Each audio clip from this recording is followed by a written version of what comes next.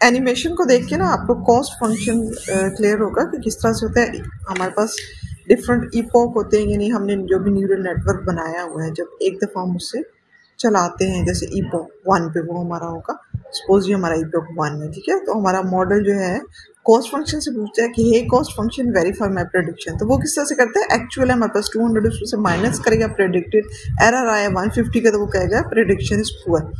दूसरी दफ़ा इपॉक, दूसरी दफ़ा हमारा पूरा न्यूरल नेटवर्क चला और उसने दोबारा पूछा कि कॉस्ट फंक्शन से कि मेरी प्रेडिक्शन को वेरीफाई करो।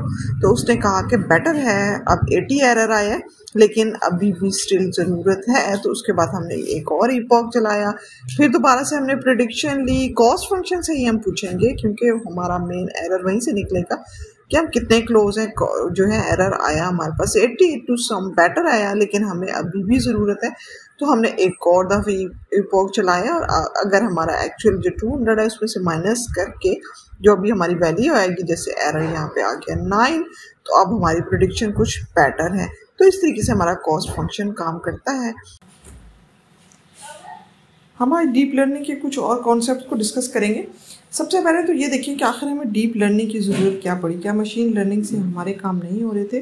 तो इसके लिए थोड़ा सा आप इसको देखें, यहाँ पे हम समझ लें कि हमने कुछ डाटा था जिसको प्लॉट किया, यहाँ पे हमारे इस तरह से नज़र आ रहा है।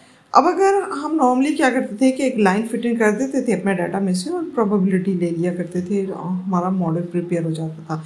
लेकिन अगर डाटा हमारा इस कंडीशन में है और अब मैं इसके बीच में आपसे कहती हूँ कि एक जो है आप फिट इन कर दें लाइन, उसके ऊपर हम प्रोबेबिलिटी ले लें, तो डेफिनेटली आपके लिए पॉसिबल नहीं होगा। और अगर आप करेंगे तो कुछ इस तरह की सिचुएशन हो जाएगी हमारे सामने। आप ये लाइन ड्रॉ भी अगर कर दें तो हमें कोई फ़ायदा नहीं होगा। हमारे ग्रीन और रेड का जो डाटा था वो बिल्कुल सेपरेट नहीं हो सका, बिल्कुल सेंटर से उसने लाइन लगा दी है, इसकी बेस पे तो हम कोई प्रेडिक्शन नहीं कर सकते। तो फिर इसलिए हमारे पास आ गई मैदान में डीप लर्निंग, और वो हमारे डाटा के साथ क्या करती है, इनफैक्ट कुछ इस तरह की सिचुएशन क्रिएट कर देती है जिसमें हमारे डाटा को आराम से 2 तरीक़ों से क्लासीफाई किया जाता है। और हम इसको किस तरह करते हैं, अपने लीनियर वाले डाटा को लीनियरली हम सारी समेशन करके तो उसके ऊपर फंक्शन अप्लाई कर देते हैं, जिसकी वजह से हमारा होता है नॉन लीनियर, और फिर हम उसको अपने 0-1 की फॉर्मेट में चेंज करके क्लासीफाई कर लेते हैं। यहाँ पे बीच में हमारे पास आ जाते हैं न्यूरॉन्स, और सारे ये गेम होती है न्यूरॉन्स की है। न्यूरॉन की अगर कोई फॉर्म देखेंगे, सिंगल न्यूरॉन हमारा होगा तो कुछ इस तरह से नज़र आएगा। हमारे पास X, Y और Z है हमारे पास, जिनके ऊपर W वेट लग रहे हैं, और उसके बाद समेशन करके हम उसका आउटपुट लेते हैं।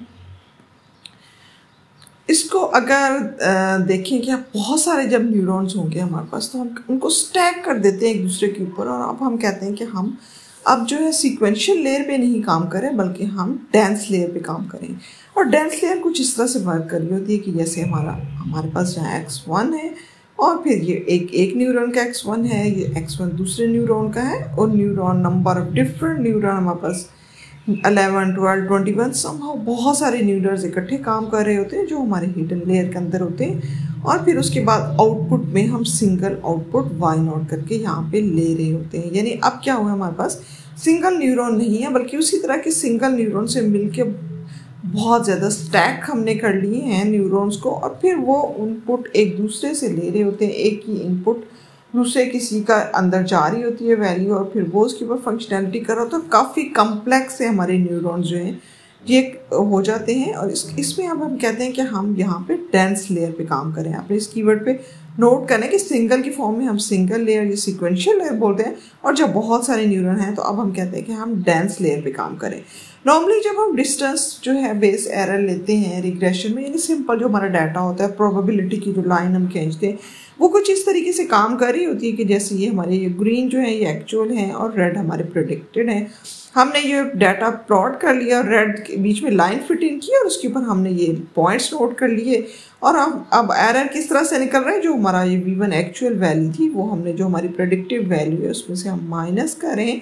एक्चुअल में से जब प्रेडिक्टिव निकाली तो हमारे पास आ जाता है एरर, जिसको हम मेजर कर लेते हैं, और फिर हम अकॉर्डिंगली अपने जो है जो भी एरर रिमूव करने होते हैं। और सीक्वेंशियल की बेस में ज़्यादातर हम एवरेज निकाल के मीन MSE जिसको बोलते हैं वो एरर निकालते हैं, मीन सीक्वेंशियल एरर जो हमारे पास होता है। लेकिन जब हमारे पास कम्प्लेक्स न्यूरॉन इस तरह से होते हैं तो वहाँ पे अब हमारे पास एक न्यूरॉन है, एक चीज़ है, तो ठीक है जी, समझ में आती है, डाटा कम्प्लेक्स नहीं है तो हम प्रेडिक्शन ले लेंगे, एरर निकालेंगे। लेकिन अब हम जब कॉम्प्लिकेटेड होगा तो तब किस तरह से करेंगे? अगर हम इसको मैथमेटिकल नोटेशन में देखें, हम एरर निकालने को, तो उसके लिए हम वर्ड यूज़ करते हैं JW। ओके, ये हमेशा चाहे हम सिंगल न्यूरॉन पे काम कर रहे हैं या जिस तरह से भी काम करें, हम उसको JW निकालते हैं। अगर हमारे पास सीक्वेंशियल भी बहुत सारे हैं आ रहा है तो हम उसका सुमेशन निकाले तो उसकी एवरेज ले लेते होते हैं, जिसके ये 1/n में जो शो करेंगे जितने भी नंबर ऑफ होंगे उसके ऊपर डिवाइड कर देंगे तो डेफिनेटली हमारे पास वो जो है उसका एवरेज ले लेंगे। और एक्चुअल और प्रेडिक्शन हमारे ये I जो है ये एक्चुअल है, उसमें से ये एसोमेशन करके ये हमने प्रेडिक्टेड वैल्यूज़ निकाल लेते हैं।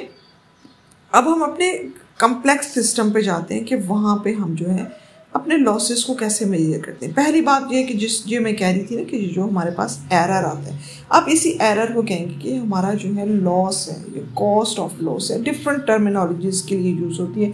तो हम सिंपल देख रहे थे, रिग्रेशन की फॉर्म में हम क्या करते थे, एक्चुअल में से प्रेडिक्टेड माइनस करते थे तो हमारे पास जो आ जाती थी वो आ जाती थी, हमारे पास एरर आ जाता था। अब अगर ऐसा है कि हमारे पास बहुत सारे न्यूरॉन्स पे काम हो रहा है और वहाँ पे कुछ इस तरीके से हम लॉसेस निकालना चाह रहे हैं, कुछ कॉम्प्लिकेटेड सी आउटपुट्स हैं उसके बीच में, तो उसके लिए फिर हमारे पास क्रॉस एंट्रोपी आ जाता है। न्यूरल नेटवर्क के लिए वर्ड यूज होता है क्रॉस एंट्रोपी। न्यूरल वर्ड किस तरह से करता है, ये लॉग ले लेता है और फिर यानी हमारा कम्युलेट करेगा सारे के सारा जो भी टोटल जो है सुमेशंस होगी हमारी, उसकी कम्यूटेशन ली और फिर उसका लॉग निकाल लिया और फिर हमारे पास वो उसकी प्रेडिक्शन ले लेता है। इसको हम कहते हैं क्रॉस एंट्रोपी। ये हमारे पास टेंसर फ्लो में बने हुए फंक्शंस होते हैं जिनको अप्लाई करके हम जो है प्रेडिक्शन ले सकते हैं। हमारी जो है प्रेडिक्शन काफ़ी इजी होता है जब हमारे पास बहुत सारे न्यूरॉन्स काम कर रहे होते हैं, डेंस लेयर बन रही होती है, स्टैक हो रहे होते हैं,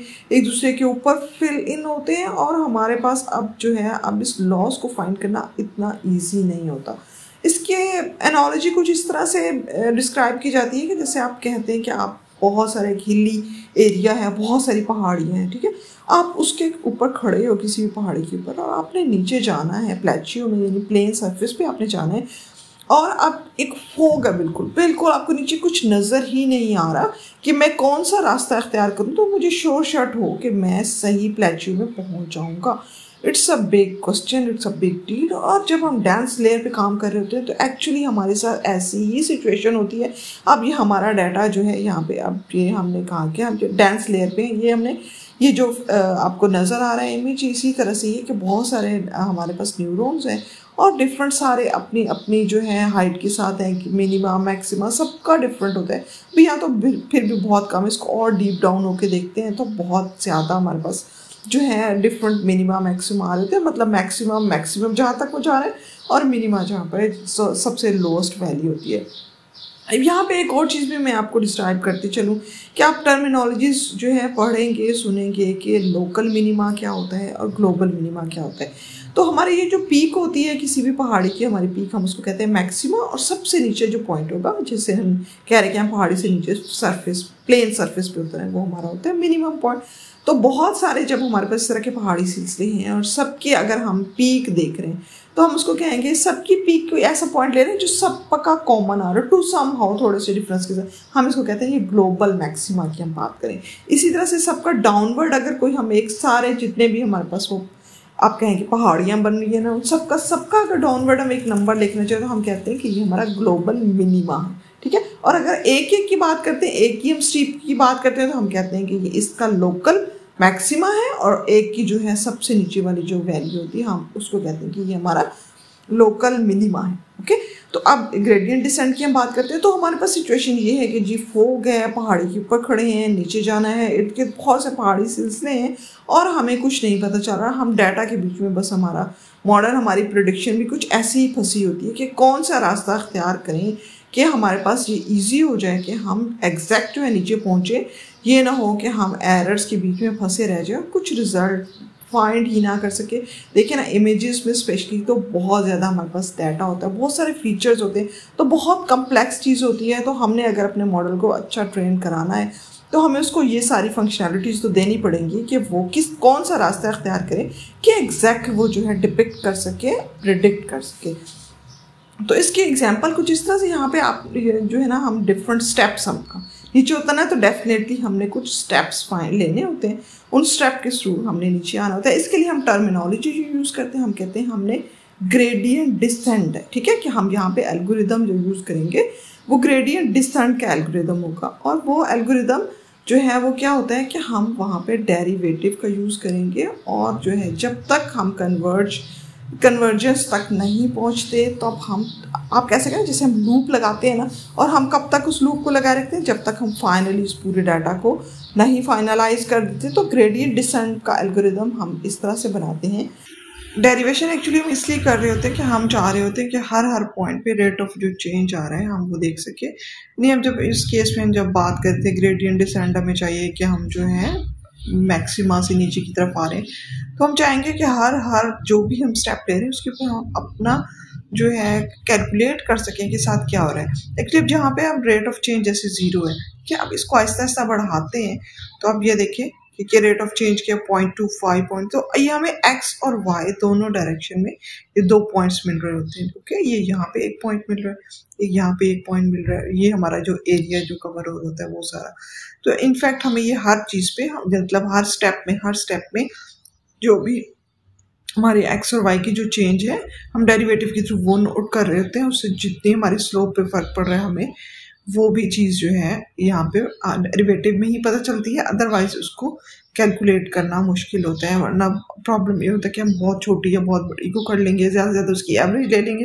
लेकिन अगर हमें हर पॉइंट पे चाहिए तो फिर हमें उसका डेरिवेटिव मस्ट भी लेना पड़ता है।